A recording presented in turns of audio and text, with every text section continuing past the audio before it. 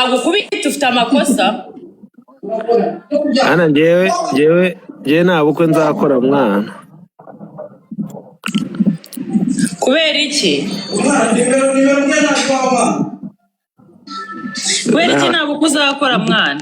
Abonye umuntu akora ubukwe akagura imyenda mishyashya mwana aga yaguze imyenda bundi bushya uze cyazi imyenda yambaraga mu busore bwe ntago yashyiramo. aga yaguze imyenda bushya cyane ni yabi. Iyaga yarabyibushye. aga yaguze imyenda bundi bushya uze ngewe uwo mwanya ndawufite wo kujya gushopinga bundi bushya. Mfite impamvu igihumbi. Yigeze gushyiramo agapira muzi.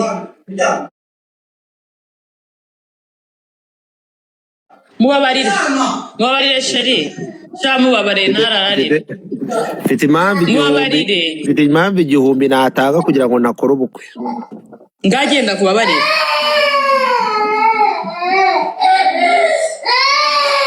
Ego amarira we ijoro. Oya wijya hanze ngwino. Yena dada guhereza. Muti ngo rero abakwereka ifoto. Kuri anniversaire ya muri imyaka 2. Aho yari yaratangiye kubyibuha. Aho yari yarabyibushye.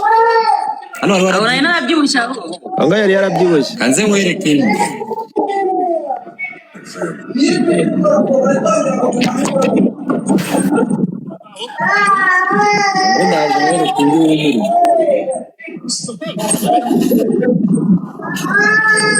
Genda usaba imbabazi. Ceceka sibyo? Nimaguka ndagukubita. Ese Didi mani we. Yo. Ibintu byose ko nabyishyuye wazaje ugakorera ubukwe mu bwanjye ko sare yishyuye n'ibiryo. Wazanye sheri ukazana n'abasaza. Ubwo turabumenyereye mwana. Ubwo bukwe turabumenyereye mwana ubera mu bundi. Si ibyo tubwiriza. Oya dukora uburi seriye. Reka dukora uburi seriye noneho. Si ibyo utubwiriza. Reka dukora uburi seriye. Uzane umugeni wawe